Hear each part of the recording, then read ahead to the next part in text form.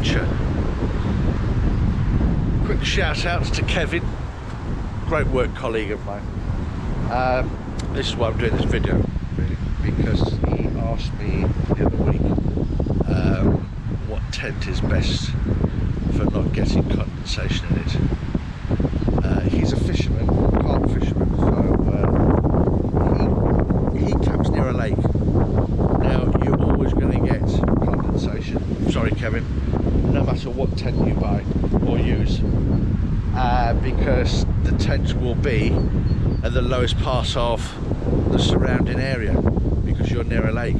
That's where all the water will be gathered, and the cool air is going to come down the hill or wherever you are in the field, and it's going to settle over the lake. And when you're inside your nice warm snug tent, and the condensation with your humidity you're breathing, you're going to get condensation. So the average human breathes out about 1 litre of humidity in a night. And so if you've got 3 people in a 3-man tent, that's 3 litres. That's a lot of humidity, it's a lot of water, a lot of condensation. Now if you've got children and they're in the tent, that's even more. They breathe out more because they breathe quicker. And so I think it's about 1.5 litres, maybe something like that. Don't quote me on it. So yeah, that is quite a lot of humidity in a tent. So the way that I combat that is ventilation. Just have everything open, have all the flaps open. So if there's a breeze which is coming from my back here now, behind me, I have the foot end here and the back end over there. I know that it will change during the course of the night, but at least when you're setting up, you're going to cool down the inside of your tent. I have a 4-season sleeping bag, which I use all year round. So if it's in the summer and it's hot, I will just sleep on top of the sleeping bag. It doesn't bother me at all. And if it's cold, I'm in it, snug in a bug in a rug, and I let the cool air come into the tent and go out the other side. But I always have the doors open anyway. I have the flaps open. I have the fly sheet open, so I let all the air all the way flow all the way through. I don't ever have them closed unless it's a bad storm, which is not that often. And then wake up in the morning and there's hardly any. I wouldn't say there's no condensation. If it's set up right, and then there won't be. 70% of the time there's not. But yeah, there are a few occasions where there has been. And if it has been storming, I've closed the doors, and then in the morning, yeah, it's wet inside. It's just you've got to put up with that. It's not going to come through the mesh anyway onto your tent unless you touch it. And then of course it'll drip through. Don't touch the mesh and test to see if you've got condensation. Yes. Okay. The other mistake people make is wet clothing. And I've seen this before and heard it before. Put your t-shirt or your jumper inside your sleeping bag with you, and then in the morning it will be dry. No, it won't be. I have tried that, to be fair, out of desperation, a few times, and my t-shirt has never been dry. My tent has been soaking wet through humidity because there's wet clothing inside. That's all that's happened. So yeah, don't put it inside. Your wet boots, put those outside as well. In the vestibule, I normally just put them on the side anyway if my boots are wet, and facing the gap underneath the tent, and then when the air comes in, if the door is closed, and that helps to dry it out. Same as the clothing, really. So yeah, just don't have wet clothing inside the tent. And the other thing that I've seen people doing, don't cook inside the tent either. I have cooked inside the tent, but only in the vestibule, but then I have everything open and I keep it open. So therefore then when I'm ready to go to bed, everything's all switched on. It's windy now. I'm hoping that the audio is okay. Yeah, so if you're cooking, do it in the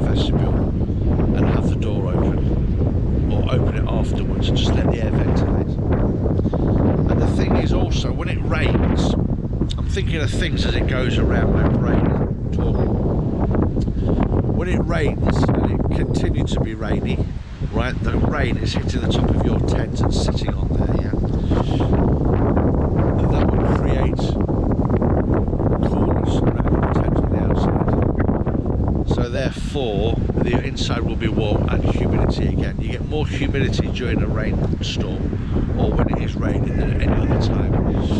And then in the morning, you've got another problem because as today it's nice and warm, but there's a breeze. So if your tent is wet on the outside, as the water's evaporating, the outside of your tent will be cool.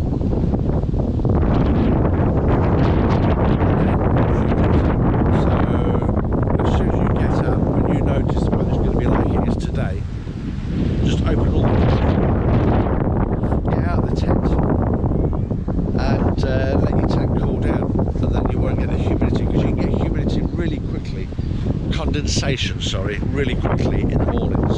So you might wake up and there might be no condensation at all, and then because of the rain or the mildew, and yeah, you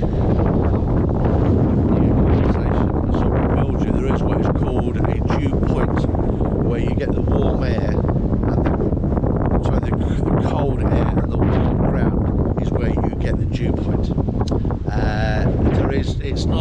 It's not scientific really. There's no measure for it, so you can't say, well, okay, if it's this temperature you're going to get mildew. There's a lot of things at play there, so you'll have to research that yourself.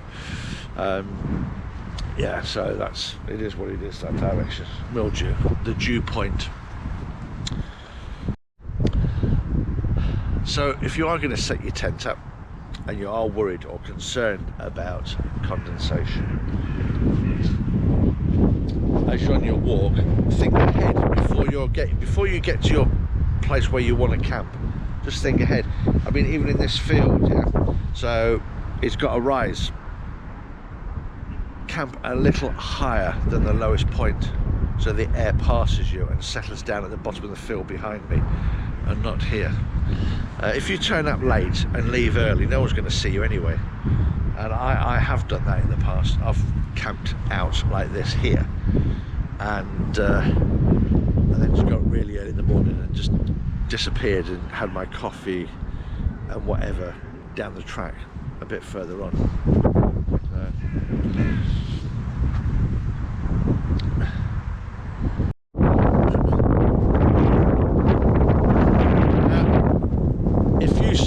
Condensation a lot, or you've combated it, and I mean, this is not, I'm no professional on this. I'm new to tenting really in respect of everybody else, because people have been camping in tents for years. I haven't, so I'll be interested in what you think, yeah. And so yeah, leave a comment please, and then other people can read it as well, how you combat it, where you camp and how you got over it, or if you got a particular tent where you get less condensation. I do know, I mean, if I was going to say to somebody, listen, this is a better tent to buy, I would say get a two-door tent. That would be my advice. Get a two-door tent, yeah, and that way then you've got maximum ventilation, because you can have both doors open.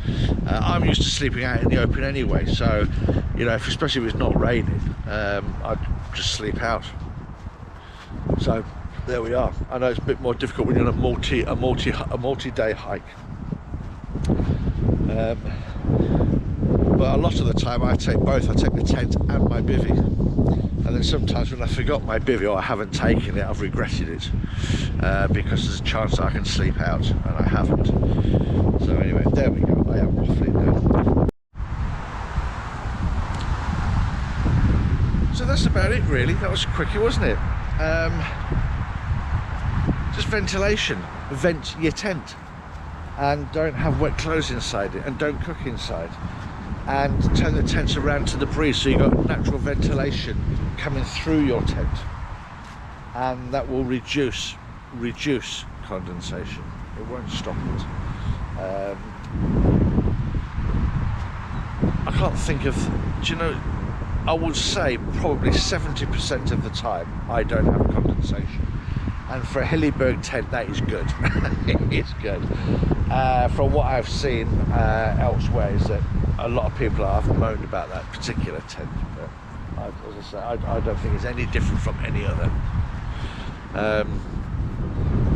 So yeah, I think that is it then, really, on condensation. Happy camping, happy camping, happy camping. Right, I'll catch you again. I'm going to be out and about in about 2 weeks, going down the coast, coastal camping with some friends, and so I shall see you then. Bye.